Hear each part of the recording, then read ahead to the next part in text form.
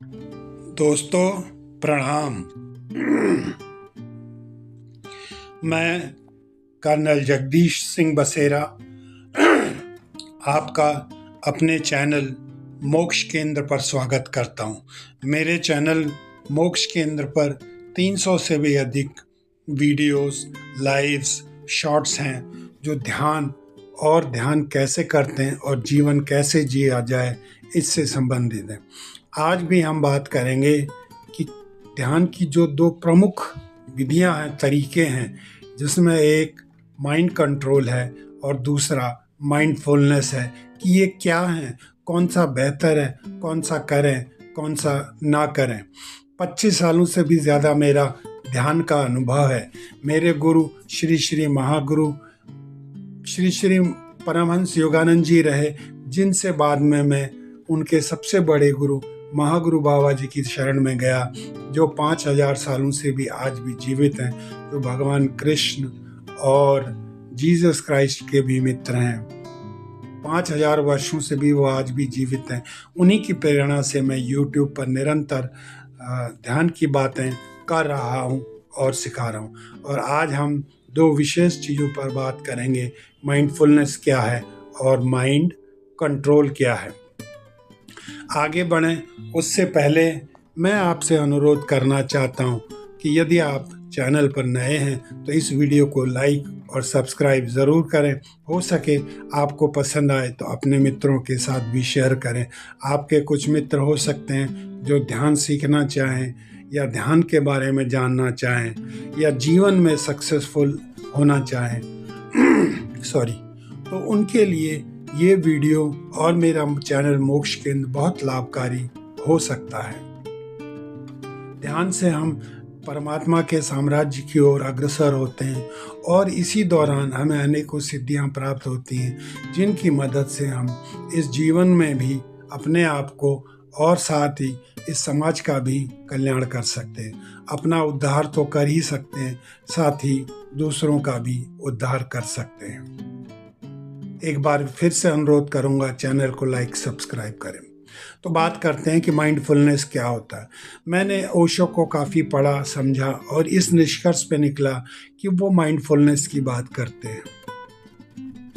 Mindfulness मतलब mind को free छोड़ दो, वो जो चाहे उसे करने दो, वो जहाँ जाना चाहे उसे जाने दो, शरीर में जो हो रहा है होने दो, वातावरण में जो हो रहा है उसे होने दो, और आप केवल एक दृष्टा बनकर, एक वॉचर बनकर जो हो रहा है उसे देखते रहे। आप पाएंगे कि धीरे धीरे आपका मन शांत होता जा रहा है। कुछ दिनों या कुछ महीनों के अभ्यास से इस प्रकार जब हम मन को नियंत्रण में नहीं रखते हैं और उसे फ्री छोड़ देते हैं, तो मन धीरे धीरे स्वतः ही नियंत्रण में आने लग जाता है। ध्यान करते करते जो इसका अंतिम लक्ष्य है कि कैसे हम अपने जीवन में सुख, शांति, समृद्धि लाएं, वही माइंडफुलनेस का उद्देश्य है। और दूसरे इसके विपरीत एक विधि है जिसको हम कहते हैं माइंड कंट्रोल। इसमें हमने श्री श्री परमहंस योगानंद जिनकी सोसाइटी योगदा सत्संग सोसाइटी ऑफ इंडिया, जो कि रांची में जिसका हेडक्वार्टर है, और अब तो पूरे दुनिया में इनके योगा सेंटर्स हैं, मेडिटेशन सेंटर्स हैं, उनसे मैंने माइंड कंट्रोल के बारे में सीखा कि कैसे हम मन को स्वतंत्र न छोड़कर किसी एक बिंदु पर केंद्रित कर देते हैं और वहीं पर उसे लगाते हैं। और इसका मुख्य उद्देश्य परमात्मा के चरणों में अपने ध्यान को, अपने मन को लगाना होता है। जब हम धीरे धीरे इस प्रकार से कुछ दिनों, कुछ महीनों तक मन को इधर उधर नहीं भटकने देते, ये बिल्कुल उसके विपरीत विधि है जो मैंने इससे पहले आपको बताई। यानी माइंडफुलनेस और माइंड कंट्रोल दोनों विपरीत विधियां हैं, लेकिन दोनों ही ध्यान की विधियां हैं। ओशो कहते हैं कि दीवार को देखते रहो और मन को स्वतंत्र छोड़ दो और अपने आप को एक वॉचर की तरह विचारों को देखते रहें, दीवार को देखते रहें और बिल्कुल फ्री हो करके ये काम करें। धीरे धीरे मन इधर उधर भटकना छोड़कर शांत हो जाए।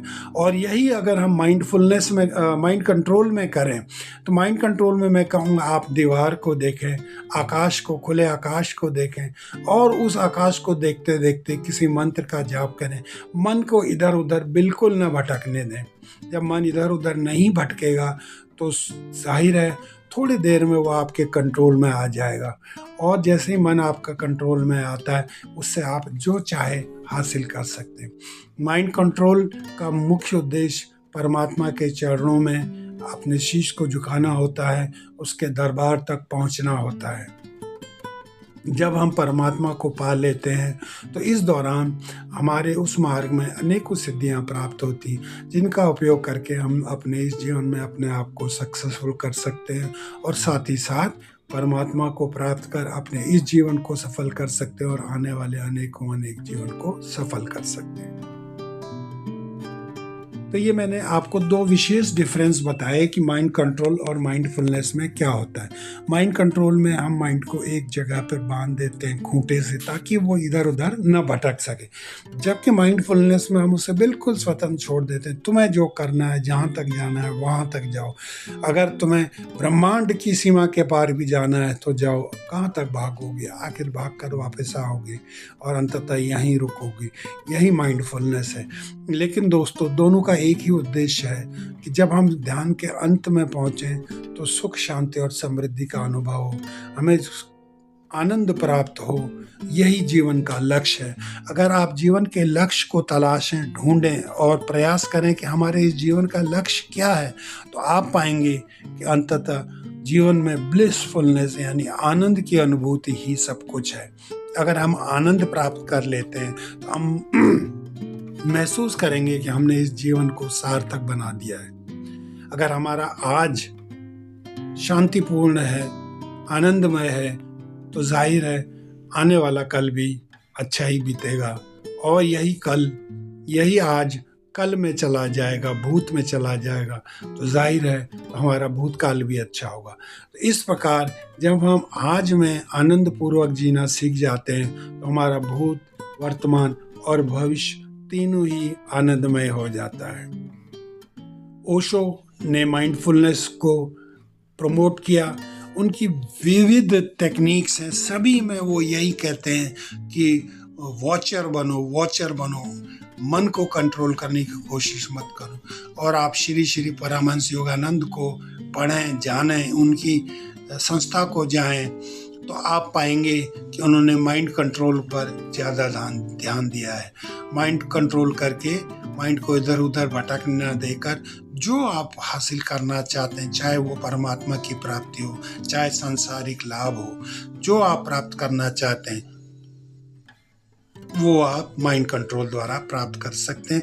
जैसा कि मैं पहले भी बता चुका हूँ, दोनों का उद्देश्य अंत में एक ही है, सुख, शांति, समृद्धि की प्राप्ति।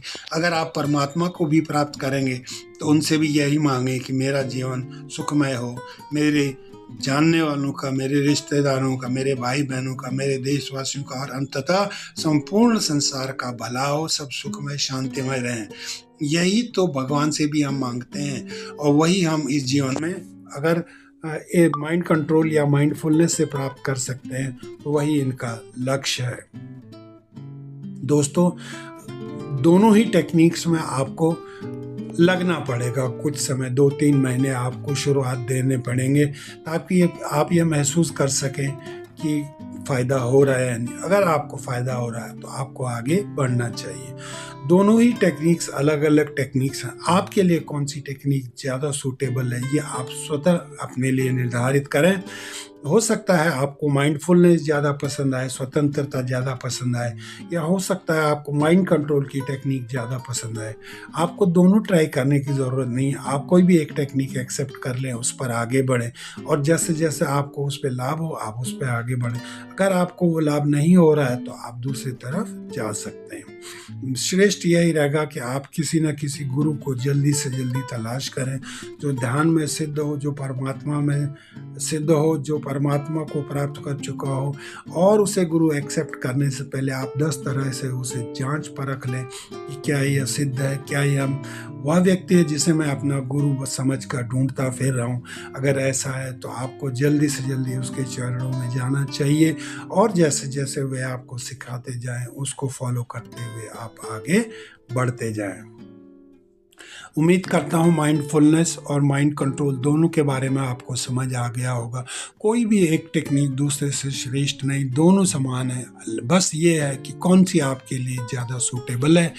आप उस विधि पे अपने व्यवहार, अपने विचार, अपने स्वतंत्रता को ध्यान में रखते हुए, आप अपने लाइकिंग्स को ध्यान में रखते हुए जो विधि आपको ज़्यादा सूटेबल लगती है उस सूटेबल विधि को आप एक्सेप्ट कर सकते हैं। और श्रेष्ठ तो यही रहेगा कि किसी एक गुरु को आप चूज़ कर लें, थोड़े दिन उसको ऑब्जर्व करें, और जब आपको लगे कि हाँ ये वो व्यक्ति हैं जो जिन्हें मैं अपना गुरु बना सकता हूँ, उसे अच्छी तरह से जांच परख लें, उसके बाद गुरु बनाकर उनको फॉलो करें। बहुत जल्दी आपको लाभ होगा। गुरु के सानिध्य में तो अंततः इतना लाभ होता है जिसको बता पाना बहुत मुश्किल होता है। मेरे भी गुरु हैं महागुरु बाबा जी, उन्हीं की प्रेरणा और उनके आशीर्वाद से और उन्हीं के प्रोत्साहन से मैं ये वीडियोस बना पा रहा हूँ और आपके समक्ष ला पा रहा हूँ। कोई भी एक विधि श्रेष्ठ नहीं, दोनों में से जो आपको ज़्यादा पसंद आए, जो आपको उचित लगे, उसको आप फॉलो करें और अपने जीवन को सार्थक करें। मैं समझता हूँ आज दोस्तों मैंने काफ़ी बता दिया आपको। अगले वीडियो में बहुत जल्दी दोबारा मिलते हैं, तब के लिए नमस्कार, बाय बाय।